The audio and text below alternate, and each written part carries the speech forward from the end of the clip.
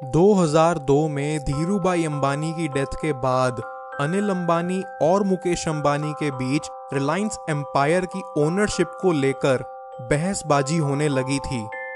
दोनों ही अपने तरीके से रिलायंस को चलाना चाहते थे।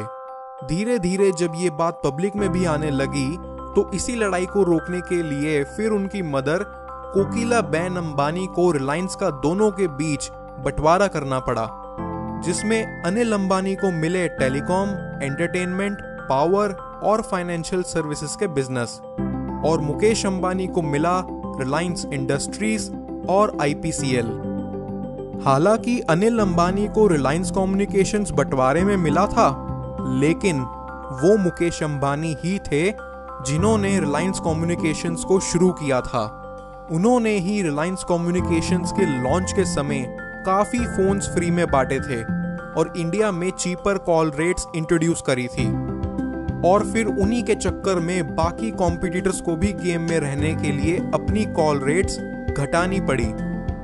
उस समय अनिल अंबानी रिलायंस कम्युनिकेशंस के बोर्ड ऑफ डायरेक्टर्स में भी नहीं हुआ करते थे। फिर भी बंटवारे में अनिल अंबानी को वो कंपनी सौंप दी गई और मुकेश अंबानी और एक टेलीकॉम कंपनी ना शुरू कर दें, इसलिए बंटवारे के वक्त उनके एग्रीमेंट में एक नॉन कम्पीट क्लॉज भी डाला गया। बट 2010 में जैसे ही उनका नॉन कम्पीट एग्रीमेंट एक्सपायर हुआ, मुकेश अंबानी ने इन्फोटेल ब्रॉडबैंड में 96% ओनरशिप खरीद ली। इन्फोटेल ब्रॉडबैंड उस समय इंडिया के सभी सेक्टर्स में 4G स्पेक्ट्रम जीत चुकी थी। मुकेश अंबानी ने इस कंपनी को खरीद के इसे एक नया नाम दिया, जियो। 2010 में जब इंडिया में 3G भी ढंग से नहीं आया था, तब से मुकेश अंबानी अपना 4G नेटवर्क बनाने में लगे पड़े थे। यहाँ बात सिर्फ पर्सनल दुश्मनी की नहीं है, यहाँ बात है मुकेश अंबानी के रिलायंस कम्युनिकेशंस के साथ पर्सनल एक्सपीरियंसेस की। मुकेश अंबानी को एक बात डेफिनेटली पता है कि जो मार्केट में एग्जिस्टिंग नेटवर्क प्रोवाइडर्स हैं ना, वो ज्यादा खास नहीं है और वो खुद इस काबिल हैं कि उनसे compete कर पाएं। टेलीकॉम एक बहुत लुक्रेटिव बिजनेस है और मुकेश अंबानी इस बिजनेस के पक्के खिलाड़ी रह चुके थे। Telecom companies on an average her user से 150 रुपए पर मंथ अर्न करती है, but still Jio on an average in सबसे ज्यादा पैसे कमाने वाली है, जस्ट बिकॉज वो अपने टैरिफ प्लान्स की प्राइसिंग और सर्विसेज सबसे अलग लेके चल रही है। जियो ऑल ओवर इंडिया में unlimited free calls, double data और नाइट अनलिमिटेड करके on an average her customer से 250 रुपए कमाएंगे।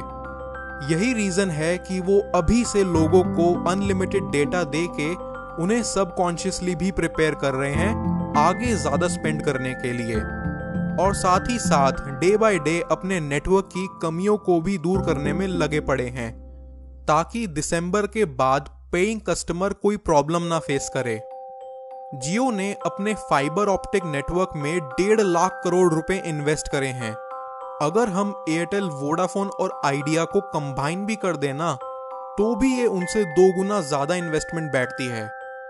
ओवरऑल इंडिया को ऐसी कंपनीज की जरूरत है जो इतने तगड़े मूव्स उठाए और इंडिया में इन्वेस्ट करे, और मुझे पर्सनली नहीं लगता कि मुकेश अंबानी के अलावा इस प्रोजेक्ट को शायद कोई और संभाल भी पाता। It is a win win situation जहां लॉन्ग टर्म में कंज्यूमर्स और कंपनी दोनों को फायदा होगा।